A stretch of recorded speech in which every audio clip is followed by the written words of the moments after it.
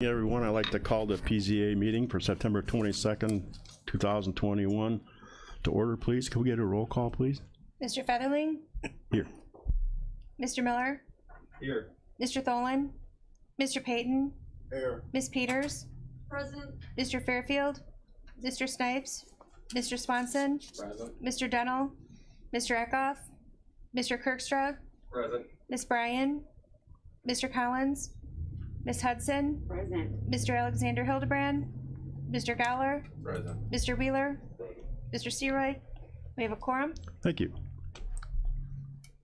Okay, do we have any public comment? Did we receive anything for public comment from anybody? I didn't get anything. No? Okay. No public comment today. We had a motion to approve the minutes from August 18th. Anybody have any deletions or corrections need to be made? I get a motion in a second. Okay, motion. Mr. Swanson and Kimberly Hudson, second. All in favor, say aye. Okay, thank you. Okay, next up is the building report. Can I get a motion to approve the building report? Okay, Mrs. Peters, Mr. Payton, second. Okay, any discussion? Delbert's gonna give us a talk and then we can talk a little bit. All right. The monthly building report for August 2021 is in your packet. We issued permits for 3 new homes, 1 mobile home, for a total of 102 permits, brought in revenue of $41,465,000, and that is pretty much equal to August of last year as well. Yeah. Okay, so we really haven't seen a decrease in a while, huh? No, we have not. Thank you. Any discussion on that from anybody? Barring none, all in favor say aye. Aye. Okay. Next up is a decommissioning plan for bond for Staley Solar Farm. Can I get a motion to approve? Mr. Kirkstra. Second. Nobody? Oh, Mr. Payton, okay. Dale, you want to fill us in on that one too? Staley Solar Farm is the utility grade solar farm up in Rockville Township, just I believe it's west of Career Center Road. It's a 70 megawatt system on about 400 acres. They've applied for their building permit, and part of the requirements before we can issue that building permit is to have an acceptable decommissioning plan and bond in place.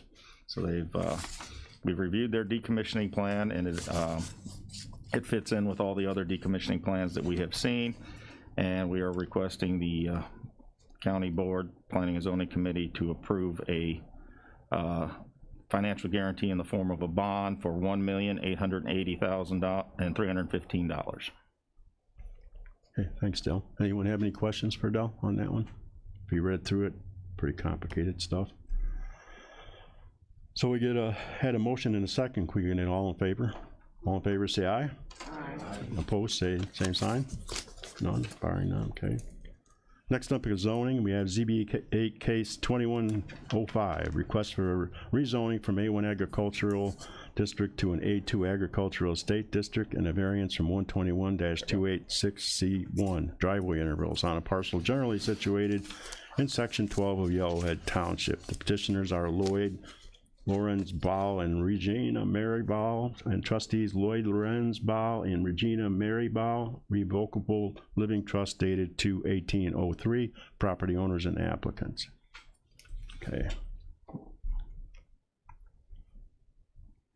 Let's get a motion in a second on the floor for discussion. Okay, Mr. Miller? Okay, Mr. Gowler, second. Okay, any discussion on that, Del? I think it's pronounced Bowl. Bowl? Okay, yes. Sorry. But the Bowles own a 36.75 acre parcel. You can see on the map up there of farmland. They would like to divide off the 7.66 acres to the west, outlined in red, so that they can sell that for residential purposes. So they're asking for rezoning from A1 to A2 agricultural estate. The prospective buyers would like to build a home on it and a pole barn. This is located in Section 12 of Yellowhead Township on 10,500 North Road. Because of existing driveways in the area, they cannot meet the one driveway per 330 feet of road frontage, so they're asking for a variance that would allow an extra driveway within that 330-foot interval. Zoning Board heard this case and recommends approval 5-0.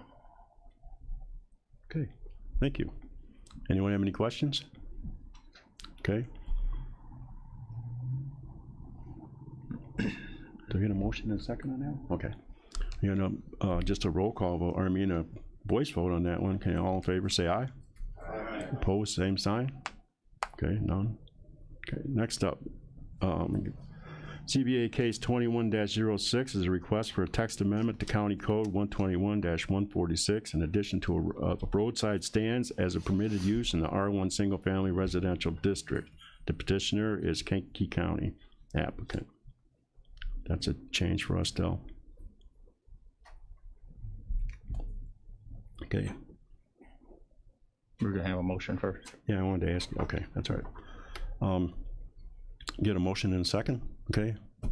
Mr. Wheeler, get a second. Janice, Ms. Peters. Okay. Ready for discussion? Okay. No?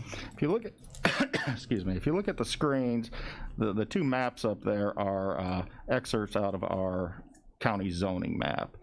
The areas in yellow are zoned R1 single family residential and have been since 1967. Many of those areas are still in agricultural use. In the past few months, we have gotten requests from landowners in those areas to have roadside stands so that they can sell their produce and farm production items directly to the public. Unfortunately, our ordinance only allows roadside stands in the A1 district.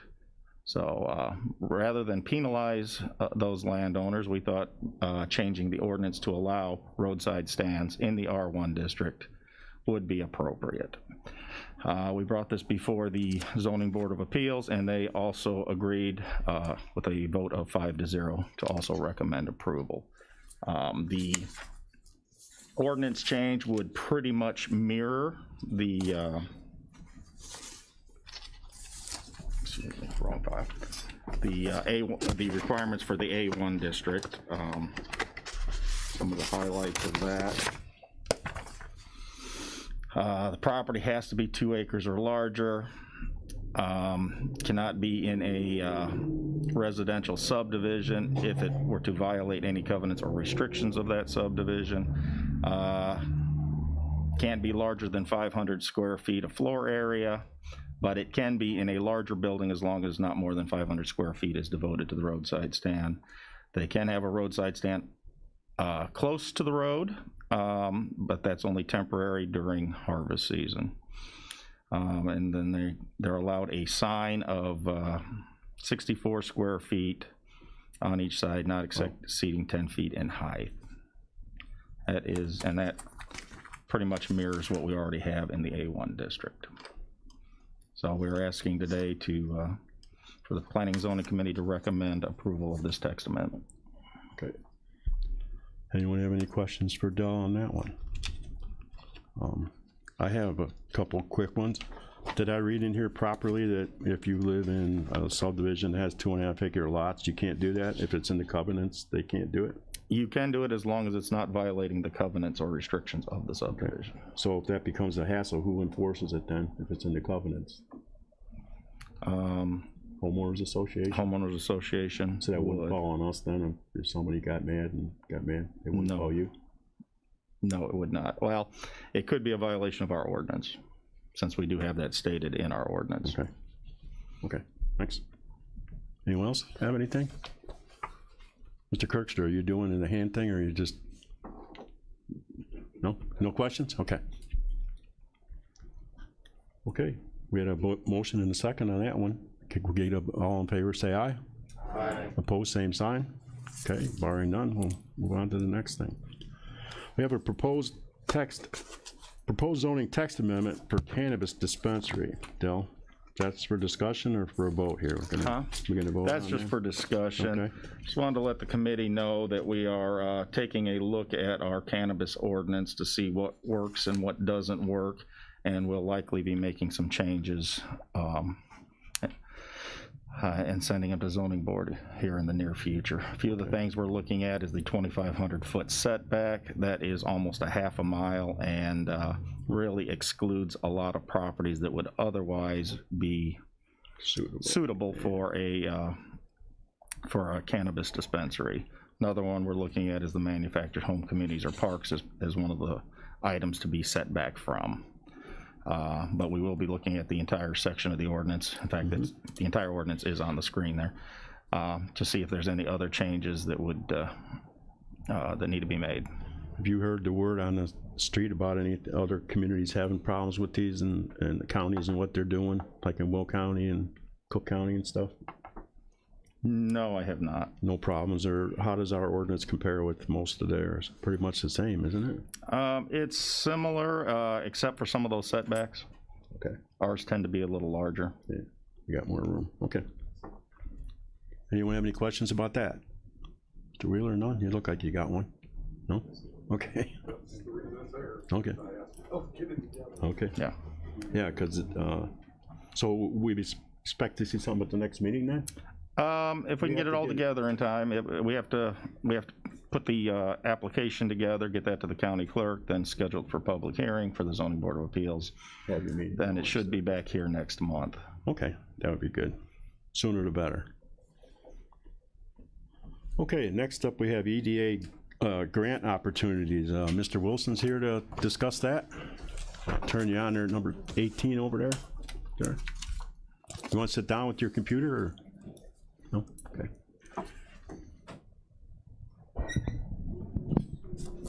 How's everybody today?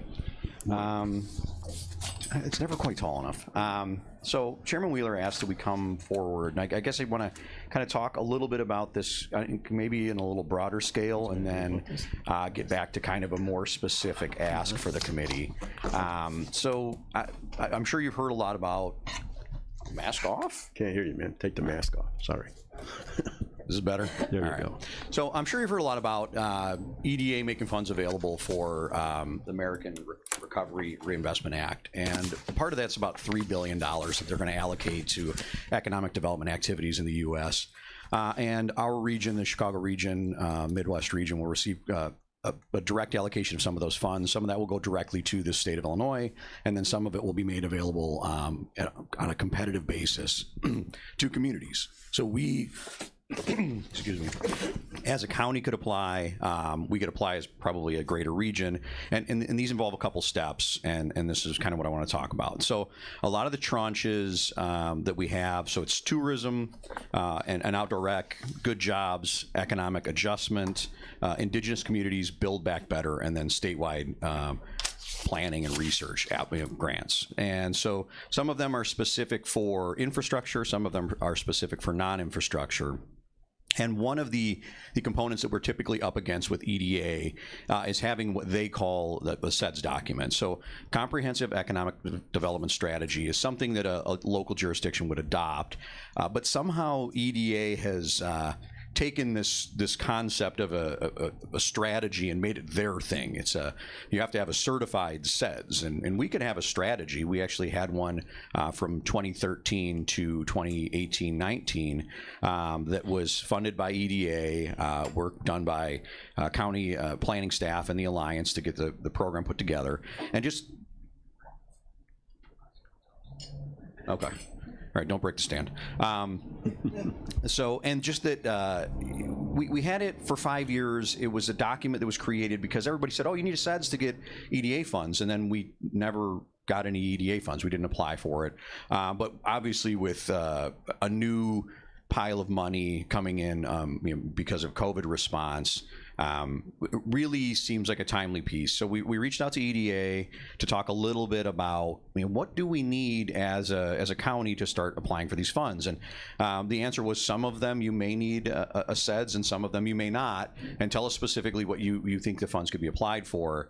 and we'll tell you what you need. And so that kind of kicked off a conversation with some of our community partners here. Obviously, the city of Kankakee's got some need with their access to direct entitlement funds and wanting this. And we got to where, you know, the SEDS is probably a document we need to get authored, and really the SEDS application is open through the it's open for a long time, but really the target date's the 31st of October. And so from the committee today, what we would like is authorization, you know, to move forward for the county board for Chairman Wheeler to sign an application to apply for 100% funding to update our SEDS. We could get it in front of full board next month and do the full application by the 31st, and then that would, as we're going through that process and talking with EDA, that would allow us to be, you know, kind of open more doors to look for more funding. A lot of the other funding tranches, fortunately, aren't closing until 22. I mean, there's a lot of them in January 22 and February of 22, to where this gives us a little time to get this process underway before we start looking at, you know, exactly what type of activity we would want to apply for. Who would our partners be? I will say the one interesting thing about a SEDS is, previously as a one county MSA, we applied for a SEDS for Kankakee County. So our metro area just is the county board, the county boundaries. They're currently saying we need some more development partners in this, and we're trying to kind of leg out, does that mean in another county? Does that mean one of our communities within our county? Because our trade area is very specific to the county. But the EDA regulation also requires that the district have more than one county participant. So we're not alone in this effort, right? Our neighbors that don't, you know, a few of our neighbors don't have active SEDS. I will say Will County is part of the CMAP area. So for 5 years, when CMAP does the 2040, they have a SEDS, and that's only good for 5 years. And then after that, they don't have a SEDS for 5 years. Or Grundy's currently working off an alternative document. Iroquois does not have one. Livingston is part of a greater regional SEDS. So we started to kind of look at the partners to see who would be our prime partners. Would it be the city of Kankakee and Bradley and Bourbonnais and the metro, or would it be, you know, every community within the county? Because we, under our umbrella as a county, can cover all of those jurisdictions. They can, you know, kind of fall in under that, but we need to make some of those partnerships happen. They need to, you know, participate in this activity, because if we're talking about a comprehensive strategy and they haven't, you know, some of the jurisdictions haven't participated, it makes it very difficult to make that document kind of make sense for us. So I would say it's a relatively simple ask, and this is, you know, 100% grant funding. We just need authorization to fill out the SF 424 and have Chairman Wheeler sign and get a few documents put together. And then we can really start rolling down that process to see what other funds are available. I mean, the tourism activity it's $750 million, and I think 240 of that's competitive. So states are going to receive direct allocation, but there's going to be a pretty big tranche of money that would be individual competitive applications. If it's something we want to look into, if we've got areas we want to focus on, having that SEDS document in place and or underway will allow us to kind of, you know, open that door. And so it seems timely as far as updating the SEDS is concerned. There are plenty of consulting teams that do that type of work. We would be looking to do maybe a more truncated process. We don't want a really long, you know, a year-long development. We've got an existing strategy. We can kind of do the dust-off activity. But we're organizing costs, things like that, trying to put together an appropriate ask. And EDA does a little bit of guidance on this one, where they have an idea of what they would be willing to fund for the SEDS. So we'll look for feedback from them. And so today, I don't have the exact number. You know, we're kind of, you know, working through the process, but we'd like to be authorized to at least apply for that grant after the full board meeting in October. Okay. I have a couple quick questions. Can I get them in there? We had talked about before, I talked to you a couple times about it. Whenever you threw an abbreviation, you were going to say it at first, and then you could abbreviate it through the whole thing. So you drop SEDS and CMAP on us. Okay, so SEDS is a comprehensive economic development strategy. That is similar to a comprehensive land use plan. It would just be our 5 or 10 year horizon for clusters for development. We work in pharma, food, chemical, steel, we would focus on those areas with, logistics. We would see what areas we want to work on. We would talk about workforce development and redevelopment, access to training. So it allows the kind of that overarching comprehensive approach to economic development. Okay. CMAP, the Chicago Metropolitan Agency on Planning, they are the greater region. So it's Chicago, Cook, and then the collars are part of that. So Will gets that, being part of that, Chicago or CMAP Go 2040 or 2050 or whatever it is. That's a document they do for that entire region. Okay. So it was the two agencies, the transit agency and the planning agency, merged a few years ago, 10 or 15 now, I guess, and made CMAP, and they do the planning for that area like we do the planning in our department for the county. Yeah. Okay. And then when you say apply for grants, is that we have to match some of it? Do we have to come up with 20% or 10% or 5% or nothing? Or what we will be applying for in this initial one is 100% funded. They've opened that. I would say through a lot of the COVID funding, there's language in the NOFOs, so the Notice of Funding Opportunities for. It's called a cost share match. It'll say 100% federal funding has been allocated. However, applications that are using local match may be considered to be more competitive. So as we start to look for these funds and we start to organize partners, if we can put together some local funds, and I would say probably as you're looking at it, as I'm looking at it, those would be non-general, county general fund funds. But as we start putting partnerships together, if we can put some match into them, it might make us more competitive. But it's not necessarily required. And what kind of total grants amounts are you looking for? You think, what would your goal be if you could have your ideal situation? I mean, that's really project specific as far as the readiness is concerned. I would say we're probably looking between $40,000 and $70,000 to update the SEDS.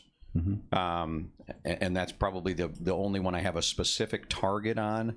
I mean, really, it comes from what are our partners needing as far as they're concerned, and potentially what type of funds have been asked for of this board that maybe we didn't have funding for, that we could potentially ask the EDA to help fund if somebody was looking for a specific activity where we felt like we couldn't maybe fund that, and that would come out of the committee work that the ARPA committee here is working on. Okay. Okay. Anyone else have anything? Okay, Mr. Wheeler. Thank you, Mr. Chairman.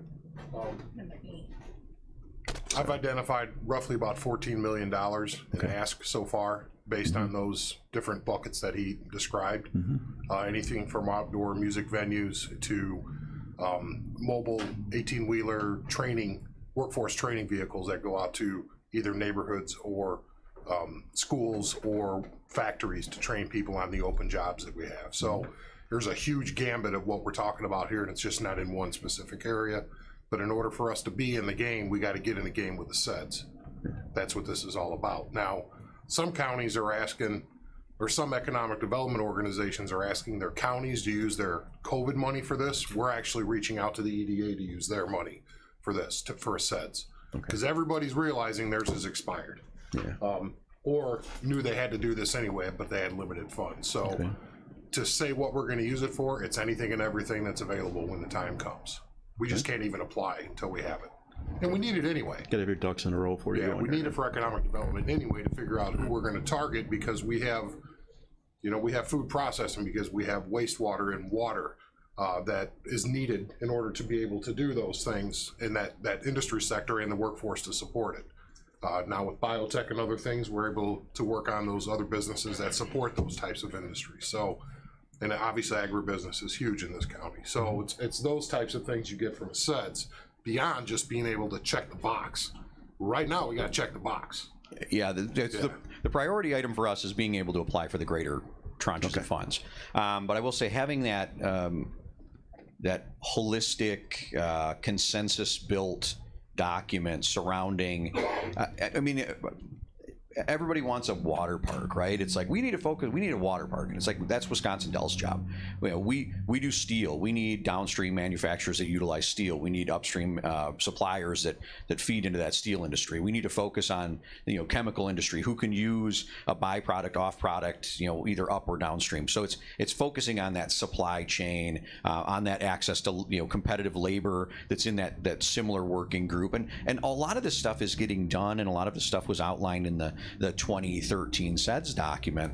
But it's about, you know, Ileana Expressway, the South Suburban Airport, where, well, I don't want to say the initial consideration for it, we're all in this document. So some things have changed, and you know, while we still work on east-west, you know, truck traffic in the county, we're trying to focus on a solution for that. It'll be a different solution, and that can be memorialized in this document. That these are our goals for that type of you know, opportunity. I don't want to say problem, but there are opportunities for us to sit down with all of our communities and really kind of build that consensus and talk with our neighbors and talk with our factories and talk with our employers to see what their needs look like, what would help for them. And then you start to look for, here's a tranche, here's a project that fits in that tranche, so let's apply for funds for that. Okay, thanks. I did have a follow-up. Okay, follow-up, sure. It's just a question, Ben. I had asked about this. I didn't know if you had an answer. For the committee's sake, I went up to Will County, talked to their county executive up there about this effort, and didn't get much interest out of Will County, frankly, probably because they already can check the box. They don't really see the need to do this with Kankakee right now. I'll keep working on that because I think we need to have a strong partner there. But can we use Eastern Will County without even the county's permission? We just approach those communities, because if you look at Beecher and Peatone and those communities, we're their natural shopping area. We're more connected to Eastern Will County than Joliet is. And so can we approach them without, to be part of ours, I guess? Yeah, and I think when we talk about our trade area, it's fair to kind of focus on that 57 corridor. I mean, that's the easiest way to get goods, people, services through the county is I-57 and connect us north and south. You know, east-west for Will County, as an example, is not exactly an easy connection. I mean, and that would be where. So when I was on the phone with EDA, and I've talked to Chairman Wheeler about this, the agency I came from 2 stops ago has an economic development district.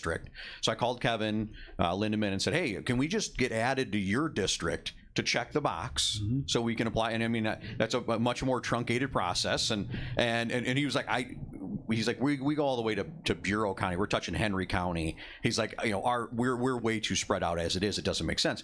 So you start asking, well, what about Livingston, or what, you know, where are our connections? And I think the chairman hit it on the head. Our connections are to Eastern Will County. You know, that's how we connect through to the greater Chicagoland region.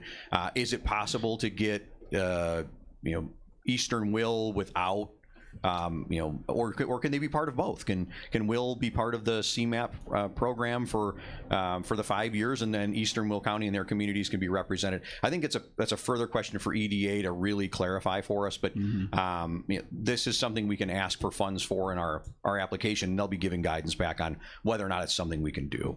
Okay, that's all. Mr. Wheeler, got anything else to add to that? Okay. Mr. Snipes, you had your hand there? Hi, I heard you talk about the ICBBB. Microphone, and please.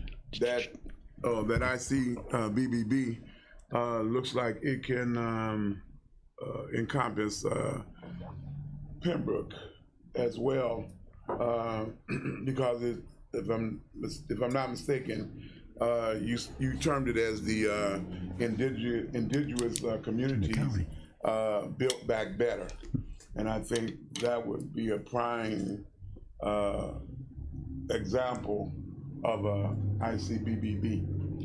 Yeah. I mean, and that's an area we focused on for development. We, working with the township, and we were working with Sam very regularly, working with Mayor Hodge, and trying to see kind of what areas of focus are. And this is where, when we talk about building that partnership, I mean, what is the actual ask, right? I mean, we all know it's okay. This, broadband is a critical piece of infrastructure. The pipeline obviously has been well supported by the people in this room and the people outside of this room. But what are the other activities that would make sense? Is it a direct focus on workforce? Is it direct focus on new manufacturing? Is it a critical infrastructure need? I mean, obviously this board has seen or requests for critical infrastructure, but is a greater question. Not just fixing a wet well, with some controllers and some pumps and some rails. Is it a greater infrastructure question? What does capacity look like? How hard is it for a business to get in if they don't know necessarily what the water capacity or wastewater capacity will be in the next 10 years as they look for a growth plan for their organization? So it could be a greater program, and I think that's where these EDA dollars are nice, because it's not just dollars for things. It's not widgets. It's potentially programming. It's access to training to people.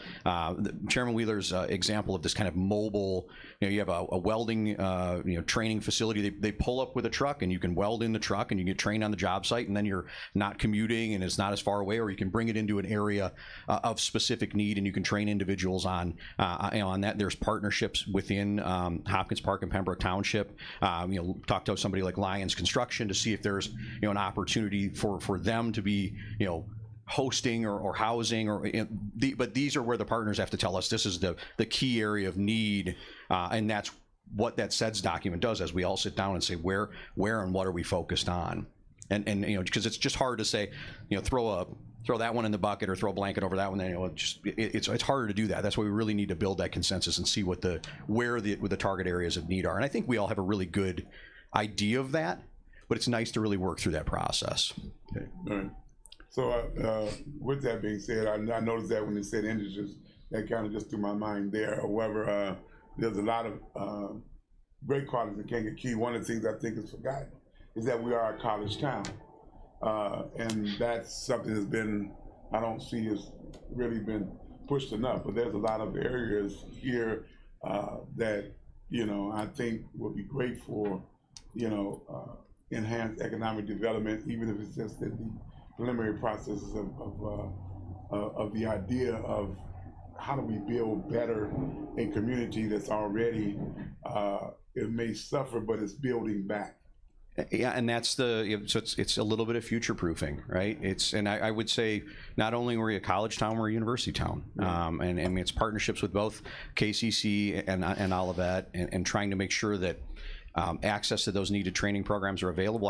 I will say that KCC, in my short time here, has been an amazing partner. If a business needs a program, they're willing to build a program for them. But they could always do more if the funds were available or if the people were available. And that's where these types of dollars and opportunities come to really help us better what we're already working on. Okay, thanks. Anyone else have anything? So let's get a voice vote on this one, or all in favor, say aye type thing. Need a first and a second. But I mean, do we want to do a vote, or we just want to talk about it? Do a vote? Okay. We get a motion, Ms. Peters, and then we got Mr. Gowler here for a second. And we get all in favor, say aye. Aye. Okay, opposed, same sign. Can we get a roll call just in case? Okay, sure. It's spending money technically, right? In case there's a local branch. Okay, gotcha.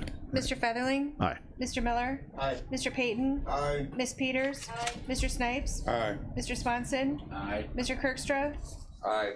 Ms. Bryan? Aye. Ms. Hudson? Aye. Mr. Gowler? Aye. Mr. Wheeler? Motion carries. Okay, thank you.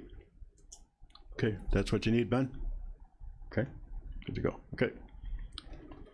Is there anything we got for old business? Mr. Wheeler's here. You got any old business? No?